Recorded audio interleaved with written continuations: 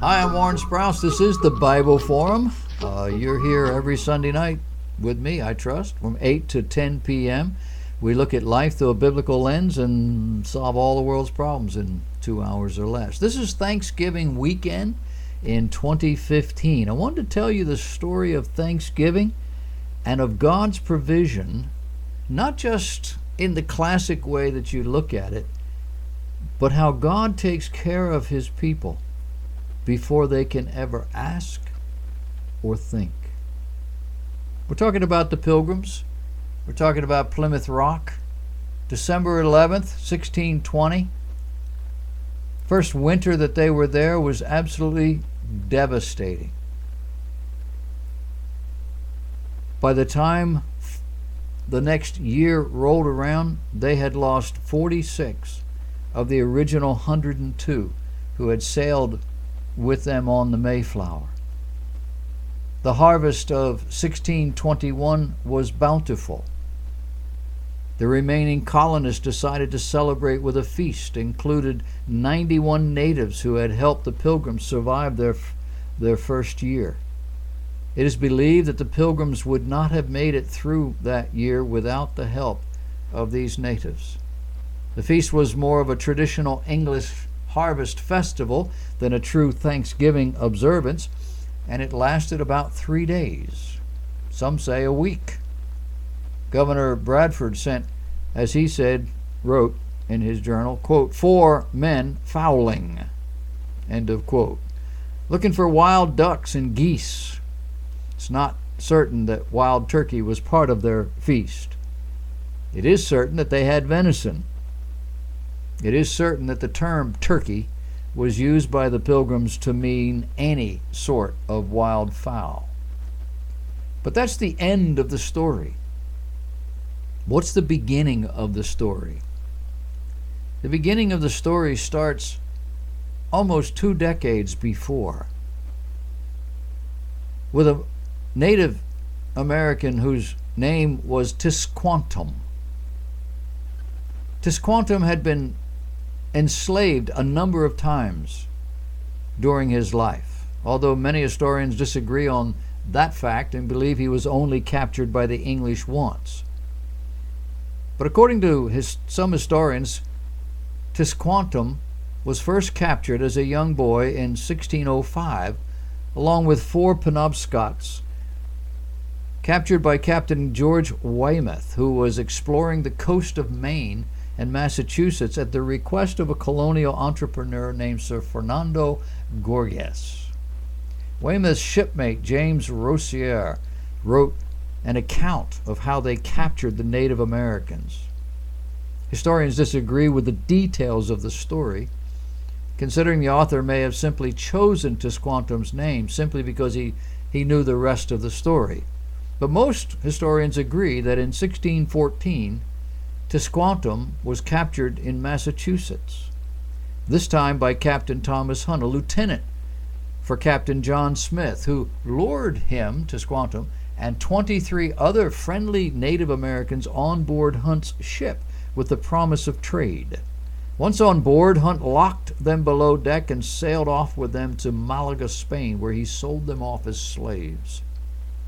Although some sources state that Tisquantum ended up in the hands of Spanish friars who liberated him and allowed him to live with them until 1618, when he then made his way to England and reunited with Gorges.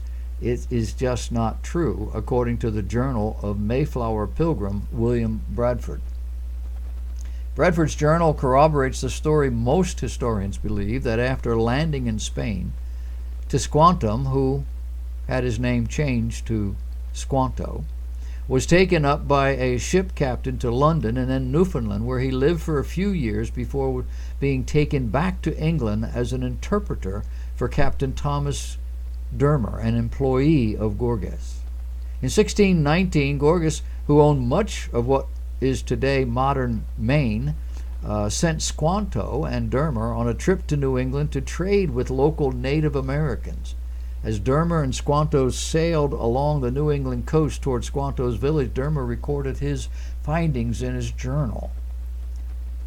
He traveled all over New England, easily befriending the natives along the way with Squanto's help. Yet Dermer's luck took a turn after Squanto left to search for surviving members of his village, according to the book, The Human Tradition in America from the Colonial Era to Reconstruction.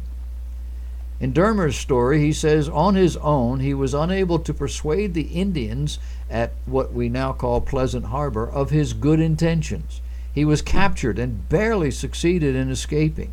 After a seemingly cordial meeting on Martha's Vineyard with Epinal, the former Gorgas captive, Dermer was attacked off Long Island and again managed to escape. Returning to New England in the summer of 1620, he was captured by his newly made friends at Pocanoket and Nemasket and released only after Squanto interceded on his behalf.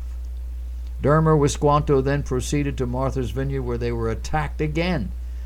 Most of the crew was killed this time, while the luckless captain escaped with 14 wounds and died later in Virginia. Squanto was again made captive, this time of his fellow Wampanoags. It doesn't sound like a safe time and period, and these people were capturing people all the time.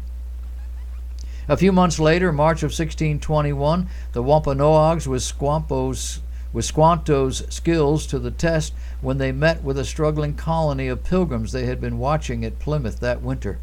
The tribe member named Samoset, who spoke broken English, had befriended the pilgrims, and after learning of the deaths and famine they suffered that winter, introduced them to Massasoit, Squanto, and the rest of the tribe. Massasoit soon struck a deal with the pilgrims, agreeing to help their colony survive if they promised not to harm the tribe. He also asked the pilgrims to form an alliance with them to protect them from rival tribes, according to Bradford's journal. The pilgrims agreed, and the tribe freed Squanto so he could become a guide and interpreter for the colony, teaching the pilgrims everything they needed to know to survive in New England. William Bradford later referred to Squanto in his journal as, quote, a special instrument sent of God for their good beyond their expectation. Squanto and the pilgrims remained friends for the rest of Squanto's life. They went so far as to invite him to live with them at Plymouth Plantation in August of 1621. The pilgrims then embarked on a rescue mission to save Squanto after he was captured by a nearby tribe. Poor guy just kept getting captured. With Squanto's help, the pilgrims grew enough food to survive, prompting them to invite the Massasoit, over 90 tribesmen, and Squanto to the first Thanksgiving feast in 1621. The first Thanksgiving was a 3-day feast, some say it lasted a week, to celebrate the successful fall harvest. There is no exact date for this feast, but it is believed that it most likely took place sometime between September and November. The pilgrims served fowl, and Wampanoag brought 5 deer that they had killed for the occasion.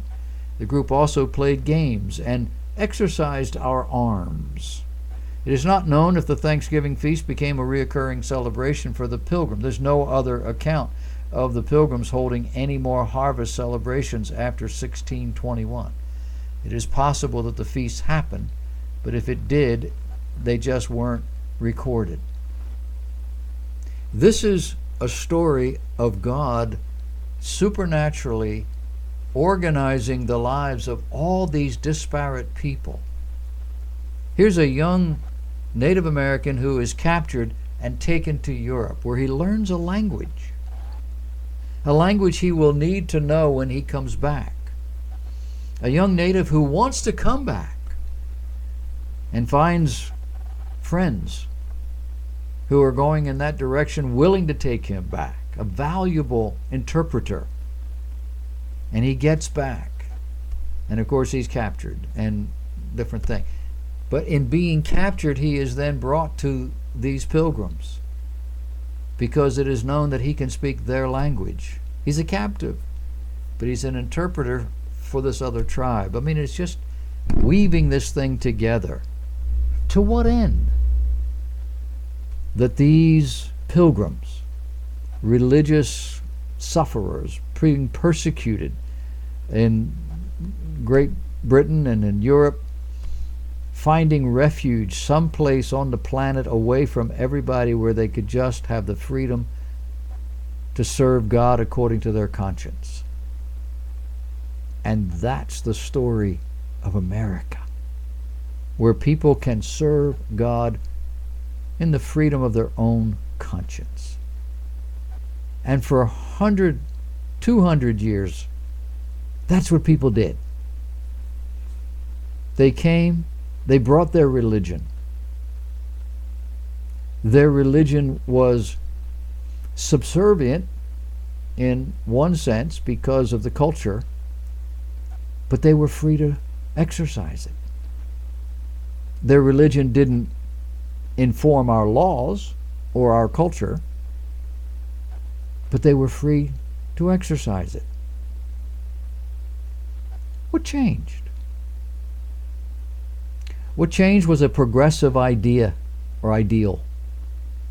The idea that the liberty we have in America is not just simply that you have the right to worship God as you choose, but rather that everyone's worship was equally valid, good, right, and useful. Not just in the culture, but in making laws and in guiding every aspect of our social interaction. Today, those of us who serve the one true God of heaven through the Lord Jesus Christ are on the short end of the stick. And every minority religious group in the world has the right in our school systems, in our government, in our laws. They have the right for protection of their religious beliefs, while we, the founding religious group, have no rights at all. And it's getting worse by the day. God was at work establishing these United States of America, not into a Christian nation, but a nation that honored God. Not Allah, not the gods of the animists and others, but the one true God of heaven. And it made the United States into the most powerful nation the world has ever seen or known. And all that is over. And it's over because of our religion. It's over because we gave up our religious history, tradition, heritage. That's the story of America. And that's the story of Thanksgiving.